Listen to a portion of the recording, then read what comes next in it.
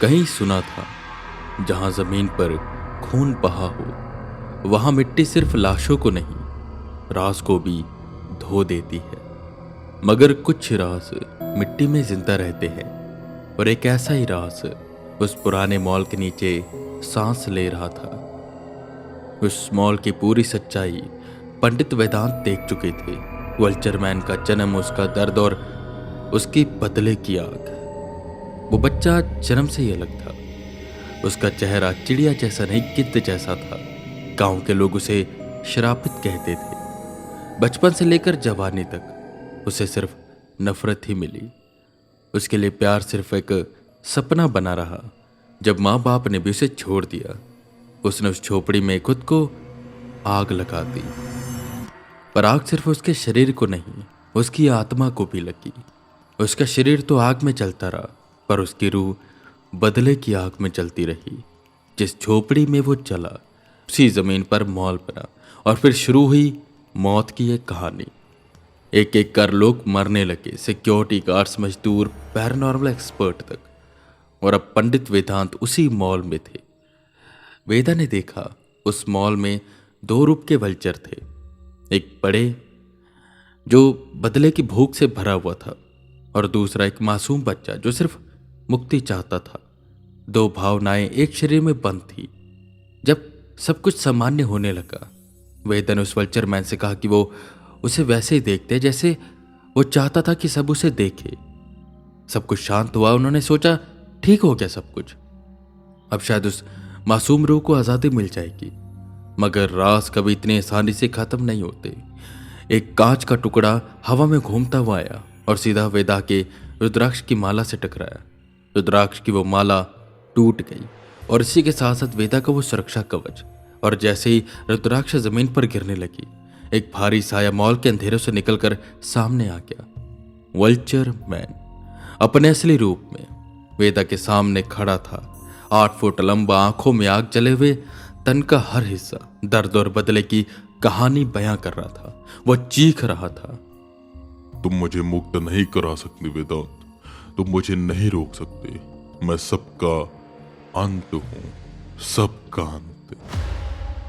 और तब उस मॉल के अंदर शुरू हुई एक अंतिम लड़ाई। वेदा ने पूरी शक्ति से उसे रोका, पर समस्या सिर्फ श्रापित आत्मा की नहीं थी। यह लड़ाई थी इंसानियत और पाप के बीच की। एक आत्मा का बदला जो सिर्फ जलना नहीं चाहता, बल्कि सबको जलाना चाहता है दुनिया के साथ। आज भी इस मॉल के नीचे वो रूह दो हिस्सों में बंद है, एक जो शांत हो चुकी है और एक जो बदला चाहती है। लड़ाई शुरू हुई न तलवारों से न मंत्र से। यह लड़ाई थी दिमाग के अंदर, भ्रम की, गिल्ट की और भय के खिलाफ। वेदा हर मोड़ पर उसे देख रहे थे, कभी दरवाजों के पीछे, कभी टॉय स्टोर में जहां भय के साथ बचपन के खिलौने हंस रहे थे। एक वक्त पर उन्होंने सोचा सब कुछ खत्म हो गया, पर इल्यूजन के मेज में सच और झूठ का फर्क खत्म ही नहीं हो रहा था। और फिर वल्चरमैन सामने आया। 8 फुट लंबा, भारी कदम जमीन पर रखते हुए।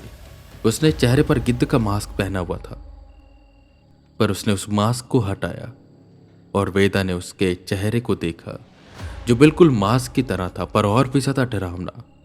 आधा जला हुआ, जिसमें से मास्क के लोथड़े जमीन पर गिर रहे थे। आंखें बिल्कुल ब्लैंक और नाक बहुत बड़ी और टेढ़ी सी, बिल्कुल गिद्ध जैसा लग रहा था वो। जो उसकी चिन थी वो नीचे से पतली थी।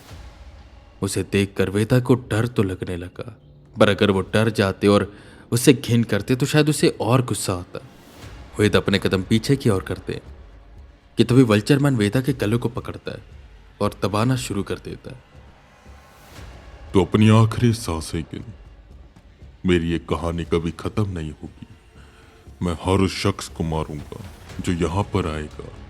ये जगह मेरी है, और जिस कदर लोग मुझे हीन भावना से देखते थे, मैं तुम सबको हीन भावना से देखता हूँ। ये मॉल सबकी कब्र बनेगी, सबकी। वेदा ने हार नहीं मानी। उनकी आवाज दबी हुई जरूर थी, लेकिन उन्होंने निर्मल मन से कहा, तुम गलत नहीं थे, तुम्हारा दर्द सच था, पर बदला सब कुछ नहीं होता। तुम सिर्फ एक भयानक रूप नहीं, तुम वो बच्चा भी हो जो सबकी चिंता करता था, जो सबसे प्यार करता था, सबसे प्यार चाहता था। मैंने तुम्हारे अंदर की सुंदरता देखी है और देख रहा हूँ उस मासूम के चेहरे में जो जो दुनिया से नफरत के बावजूद अभी भी प्यार की एक उम्मीद रखता है। मेरी बात को समझो, तुम बुरे नहीं हो, मैं जानता हूँ। तुम बस बदला चाहते हो, पर बदले में कुछ नहीं रखा। अपने अंदर के उस मासूम बच्चे को पहचानो जो बस मुक्ति चाहता है, बस मुक्ति। और ये मुक्ति मैं तुम्हें दिला सकता हूं। उस चेहरे पर बदलाव आने लगे, उस चेहरे पर जो दुनिया की नफरत के बावजूद भी प्यार को ढूंढता रहा। उसकी वो गड्ढे जैसी आंखों से कुछ बाहर आने लगा, जैसे आंसू, और तब कुछ बदला। वल्चरमैन का हाथ धीरे धीरे ढीला पड़ने लगा, पर उसने छोड़ा नहीं। उसकी आंखों में पहली बार आंसू थे। आग ठंडी हो गई थी। वल्चरमैन रो रहा था। सालों का दर्द उसकी आंखों से आंसू के रूप में बाहर आ रहा था। वो पहली बार सिर्फ एक भयानक आत्मा नहीं, एक बच्चा लग रहा था। तभी पीछे से एक टेडी बियर उसे आकर लगा। उसने मुड़कर देखा तो वो बच्चा या कहीं राघव खड़ा था। उसने कहा, मैं मुक्त होना चाहता हूं। मैं डरता था तुमसे, पर तुम भी तो मैं ही हूं ना। तुमने मेरी नहीं सुनी कभी, पर अब तुम्हें मेरी सुननी होगी। हमें यहां नहीं रहना। ये दुनिया बस बाहर की सुंदरता देखती है, अंदर की नहीं। और अब मेरे अंदर सुंदरता नहीं, बस दर्द है, और मैं इस दर्द के साथ और ज्यादा नहीं रहना चाहता। मैं मुक्ति चाहता हूँ। मैं इस घिनौनी दुनिया से बाहर जाना चाहता हूँ। इस दुनिया ने मुझे कभी कुछ भी नहीं दिया, हमेशा दर्द दिया, और तुम भी मुझे अब दर्द दे रहे हो। हमें यहाँ से जाना चाहिए। चलो चलो चलते हैं। वल्चरमैन ने वेदांत को धीरे से जमीन पर रखा और अपने बचपन के रूप राघव को गले लगाया। सालों बाद दोनों रूहें एक साथ थी, न बदला न भय, सिर्फ मुक्ति का एक पल जो सब कुछ ठीक कर सकता था। वेदांत ने उन दोनों को मुक्त कराने का सोचा और दोनों को शांत होकर बैठने को कहा कि तभी एक गोली सीधा वेदा को आकर लगी।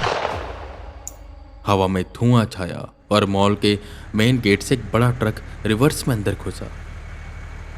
ट्रक के पीछे का दरवाजा खुला था और उसमें था एक बड़ा सा कांच का कंटेनर। उसमें कुछ यंत्र थे, कुछ सिंबल्स और कुछ लोग जो सबके लिए पहले से तैयार थे। वल्चरमैन पीछे हटने लगा। उसने भागने की कोशिश की, मगर तभी एक आवाज गूंजी। कोई मंत्र पढ़ रहा था। शब्द हवा में घूम रहे थे, जैसे हवा में चक्रव्यूह बना रहे हो। उस मंत्र ने उस रूह को, उस बचपन को खींच लिया। वल्चरमैन और राघव दोनों हवा में उड़ते हुए उस कंटेनर के अंदर जाकर बंद हुए। वो कांच का कंटेनर अपने आप बंद हो गया। वो कांच का कंटेनर अब उन दोनों के लिए कैद खाना बन चुका था। न मुक्ति न मौत, सिर्फ बंधन। और वेदा खून से भीगते हुए जमीन पर पड़े थे। उनकी आंखों में था एक अधूरा जब और एक सवाल, क्या इंसानियत ने फिर एक मासूम को कैद कर दिया या एक राक्षस को रोका?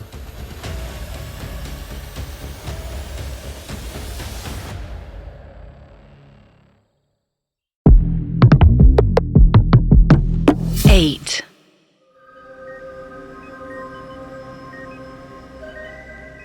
दोपहर के 12:30 हो रहे थे।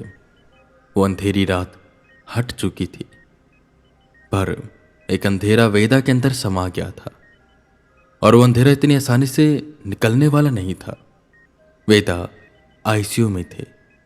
गोली उनके कंधे पर लगी थी, खून बह रहा था, पर जिंदगी अब भी उनमें थोड़ी बहुत बची थी और वो जिंदगी और मौत के बीच में लड़ रहे थे। आईसीयू के बाहर WWH के प्रेसिडेंट और वाइस प्रेसिडेंट खड़े थे। स्मिति, प्रिया, आर्यन सब थे और सबकी आंखों में चिंता थी। लंबी खामोशी और बेचैन सांसें हवा में थमी हुई थी। रात को जब वेदा को गोली लगी और वो जो भी लोग आए थे जो वल्चरमैन को और उस बच्चे को ले गए, उन्होंने वेदा को गोली मारी, पर वेदा मरे नहीं, वो मौत से लड़ते रहे। शुक्र तो यह था कि गोली कंधे पर लगी थी। सुबह जब मॉल वाला आया और उसने देखा कि वेदा के साथ ये हो चुका है, वेदा खून से नहाए हुए हैं, उन्होंने तुरंत WWH में फ़ोन किया और ये सारी बातें उनको बताई। तुरंत वेदा को बगल के हॉस्पिटल में भेजा गया और वहां पर उनका इलाज चल रहा है और बाहर सभी परेशान हैं। आर्यन प्रेसिडेंट के पास आता है, जैसे उनसे कुछ पूछना चाहता हूं। प्रेसिडेंट सर, ये गोली किसने चलाई थी? यह सुनकर प्रेसिडेंट ने गहरी सांस ली और भारी स्वर में कहा, यह मिशन सिर्फ हमें नहीं दिया गया था आर्यन। मॉल के मालिक ने एक और टीम को हायर किया था। उन्हें हमारी काबिलियत पर शक था। जैसे हमारा पहला गोस्ट हंटर मारा गया तो उन्हें लगा यह भी मारा जाएगा और मॉल की रेनोवेशन हो नहीं पाएगी, तो उसने एक ऐसे गोस्ट हंटर की टीम को हायर किया जो कि बहुत ही खतरनाक है और हमारे कॉम्पिटिटर हैं। वो आत्माओं को पकड़ते हैं, कैद करते हैं। वो बहुत ही मतलबी लोग हैं। ये सुनकर आर्यन को थोड़ा दर्द हुआ। उसने फिर से पूछा, तो सर उन्होंने गोली क्यों मारी उन्हें? क्या सर उनके दुश्मन थे? वो तो उन्हीं आत्माओं को मुक्ति दे रहे थे ना जिनको वो लोग कैद करना चाहते थे। ऐसा उन्होंने क्यों किया? जिस पर प्रेसिडेंट ने कोई जवाब नहीं दिया। उनके पास कोई जवाब था ही नहीं। बस आंखों में एक गिल्ट था और समझ कि कहीं ना कहीं कुछ गलत हुआ है। हर मिशन सच और असत्य के बीच का फर्क नहीं बताता। कभी कभी सच भी पॉलिटिक्स का हिस्सा बन जाती है। और वेदांत एक सच थे जो अब आईसीयू में जिंदा रहने के लिए लड़ रहे थे। आईसीयू के बाहर एक कोने में स्मृति अपने हाथों को जोड़कर बैठी थी, आंखों में आंसू और जुबान पर सिर्फ एक ही प्रार्थना कि हे भगवान, वेदा जी को बचा लीजिए। वो सिर्फ सच के लिए लड़ रहे थे, आपके लिए, लोगों के लिए। उन्हें वापस भेज दीजिए, उन्हें जिंदा रखिए। और ऐसा लग रहा था जैसे भगवान ने स्मृति की बात सुन भी ली। एकदम से वेदांत की आंखें खुली, लेकिन उनका चेहरा सफेद था। हालत अभी भी क्रिटिकल थी। डॉक्टर बाहर आते, सब डॉक्टर के पास आए और पूछने लगे वेदा कैसे है। तभी एक नर्स आर्यन के पास आती है। हाथ में एक ब्राउन रंग का एनवेलप था, बिना किसी नाम का। वो नर्स सीरियस होकर वो एनवेलप आर्यन को चुपके से देती है और धीमे से कहती है, यह आपके लिए किसी ने दिया है। बस कहा कि आर्यन तक पहुंचा दो। और आप सोचोगे कि मैं आपका नाम कैसे जानती हूँ? इस एनवेलप को जब आप फाड़ोगे, इसमें से लेटर निकालोगे और जो पढ़ोगे, आप समझ जाओगे कि मैं कौन थी। आर्यन ने एनवेलप खोला और अंदर था एक बड़ा हैंड रिटन लेटर, जैसे किसी ने कलम से लिखा हो। वो लेटर पढ़ा था और आर्यन उसे छुप कर पढ़ना शुरू कर देता। डरो मत, इतनी जल्दी वो नहीं मरेगा। या तो वो हमारा गुलाम बनेगा या तो हमारे हाथों ही मारा जाएगा। हमारी नज़र हर जगह होती है, उन पर भी जो कल रात आए थे। अगर जानना चाहते हो कौन है वो, कहाँ रहते हैं, तो आज रात को अकेले आना। हॉस्पिटल से 2 गली छोड़कर एक पार्क है, वहाँ कोने में एक नीम का पेड़ है। वहीं मिलेगी सच्चाई। पर याद रहे, ये जानकारी मुफ्त नहीं मिलेगी। बदले में हमें भी कुछ जानकारी चाहिए। अगर तैयार हो तो आ जाना। आर्यन के दिल जोर से धड़क रहा था। वो जानता था कि ये उसी कल्ट की तरफ से आया और एक कल्ट जरूर सब कुछ जानता होगा। और एक सवाल आर्यन के मन में था कि उन लोगों ने वेदा पर गोली क्यों चलाई? आखिर उनकी दुश्मनी क्या थी? और आर्यन इस सवाल का जवाब चाहता था और बदला भी चाहता था उनसे, जिन्होंने वेदा के साथ यह किया था। उन्होंने सर को गोली मारी है, उस वल्चर मैन को कैद किया, और मैं यहां पर बस खड़ा हूं, कुछ कर नहीं पा रहा हूं। मुझे जानना ही होगा कि उन्होंने गोली क्यों चलाई और कहां पर हैं वो लोग। मैं उनसे बदला लेकर रहूंगा। रात को उस पेड़ के नीचे मैं जाऊंगा और सच्चाई को जानूंगा। ये डील सिर्फ एक मुलाकात नहीं, शायद एक कुर्बानी की शुरुआत है। आर्यन चुपके से निकला, किसी को नहीं बताया, न स्मृति को, न प्रिया को, न प्रेसिडेंट को। रात का वक्त था। 2 गलियां छोड़कर एक छोटा सा पार्क, और उस पार्क के कोने में नीम का पेड़, और उसके नीचे कोई इंतजार कर रहा था उसका। काले कपड़ों में चेहरा ढका हुआ था एक अनोनिमस आदमी। वो आर्यन की तरफ देखता है और बिना किसी इंट्रोडक्शन के बोलता है, तो तुम आ गए आर्यन। मैं जानता था तुम आओगे। खैर, तुम्हें अब तक इतना तो पता चल चुका होगा कि वो ब्लैक रेवेंस का काम है, या नहीं पता ओह, तुम्हें कैसे पता चलेगा? ग्रुप ऑफ पीपल हैं जिन्हें गोस्ट हंटर्स कहा जाता है। ये सच में गोस्ट हंटर्स हैं क्योंकि उनको हंट करते हैं, और इस ग्रुप का नाम है ब्लैक रेवंस। इन्हें हर कोई कांटेक्ट नहीं कर सकता। ये आत्माओं को आधुनिक मशीनों से, शक्तियों से कैद करते हैं, उन्हें एक जगह छुपा कर रखते हैं और अपनी मतलब के लिए उनका इस्तेमाल भी कर सकते हैं। ये बहुत ही बुरे लोग हैं। जिस पर आर्यन सवाल करता है बीच में, पर उन लोगों ने सर पर गोली क्यों चलाई? क्या बिगाड़ा था सर ने उनका? वो अनोनिमस आदमी कुछ भी नहीं कहता, जैसे वो पहले कुछ जानकारी चाहता है। हमारी कोई डील हुई थी ना, उस डील के अनुसार तुम हमें कोई जानकारी दोगे। आर्यन समझ गया और उसने पूछा कि तुम्हें क्या जानना है, जिस पर वो बताना शुरू करता है। मुझे यह जानना है कि वो जो अस्त्र है, जो गुरुजी का खास अस्त्र, वो हम उठा क्यों नहीं पा रहे हैं? उसे उठाने का तरीका बताओ। आर्यन धीमे से उस आदमी से कहता है, वो शस्त्र हर कोई नहीं उठा सकता। उस शस्त्र को उठाने के लिए दिल में सच्चाई होनी चाहिए और मन में लोगों का भला करने की इच्छा। बुरे मन का आदमी उसे कभी भी नहीं उठा सकता, जैसे तुम में से कोई भी उसे नहीं उठा पाएगा। और ये जानकारी देने में मुझे कोई भी शर्म नहीं आ रही, ना ही मैं ये सोच रहा हूँ कि तुम जाकर उसे उठा लोगे, क्योंकि तुम्हारा जो कल्ट है उसमें मुझे लगता है सभी बुरे लोग हैं, किसी के अंदर सच्चाई नहीं है। यह है तरीका उसे उठाने का। अब तुम देख लो कैसे उठाओगे। और अब बताओ कि उन्होंने गोली क्यों चलाई और कहाँ पर हैं वो लोग। ये सारी बातें सुनकर वो आदमी आर्यन को सारी कहानी बताता है और एक पर्ची देता है जिस पर वो एड्रेस लिखा हुआ होता है। सही है, हम बुरे लोग हैं, पर ब्लैक रेवन से ज्यादा बुरे नहीं, जिन्होंने वेदा पर छुपकर गोली चलाई। मर सकता था वेदा, शुक्र करो जिंदगी थोड़ी लंबी लिखी है उसकी, या कहें उसकी किस्मत में लिखा है हमारा गुलाम बनना, इसलिए उसे जिंदा छोड़ दिया गया। कुछ भी हो सकता है, क्या पता जब उस पर गोली चलने वाली थी गोली सीने में लग जाती, पर कहीं से कोई साया आया हो जिसने उसको हल्का सा पुश किया हो और गोली कंधे पर लग गई। होने को आर्यन कुछ भी हो सकता है। और रही बात जो तुम कह रहे हो कि उन ब्लैक रेवंस ने वेदा पर गोली क्यों चलाई, तो देखो, ब्लैक रेवंस वेदा का कॉम्पिटिटर है, ठीक है। वो वहां पर पहले से पहुंचा हुआ था, मॉल के बाहर। वो वेदा पर नजर बनाए हुए था। उन्होंने अंदर अपने कैमरे लगाए हुए थे और बाहर अपनी वैन में सारी चीजें देख रहे थे। जब उन्हें लगा कि वल्चर मैन ने हार मान लिया और वो मुक्त होना चाहता है और उसने अपने आप को ढीला छोड़ा, तुरंत वो लोग आ गए। वो आधुनिक शक्तियों का, पौराणिक शक्तियों का, टेक्नोलॉजी सबका इस्तेमाल करते हैं और उन आत्माओं को कैद बनाते हैं। और वल्चर मैन को पकड़ना उनका खास एक मकसद था। वो किसी मिशन के लिए काम कर रहे हैं जिसके लिए उन्हें मल्टीपल स्पिरिट्स चाहिए, ऐसी स्पिरिट्स जो कि बहुत ही ज़्यादा आक्रामक हो।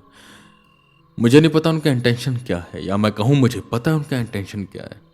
खैर, अगर तुम जानना चाहते हो कि वो कहाँ पर है तो मैंने तुमको पर्ची दी है, पढ़ लेना एड्रेस और जाने की भूल मत करना, क्योंकि वहाँ पर बस तुम मारे जाओगे, क्योंकि वहाँ पर अंधेरा राज करता है और भूत प्रेत वहाँ की रखवाली, बताया था ना, वो उन आत्माओं को कैद करते हैं और अपने मतलब के लिए भी इस्तेमाल कर सकते हैं।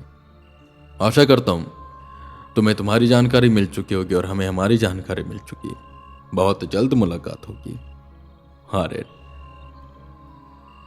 वो एड्रेस आर्यन पढ़ता है, पर्ची को वहीं डस्टबिन में फेंक देता है।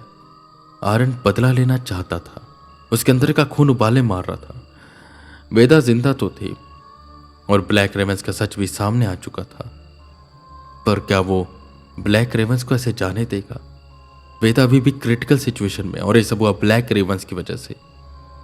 आर्यन मन मन सोच रहा था कि उसे क्या करना चाहिए।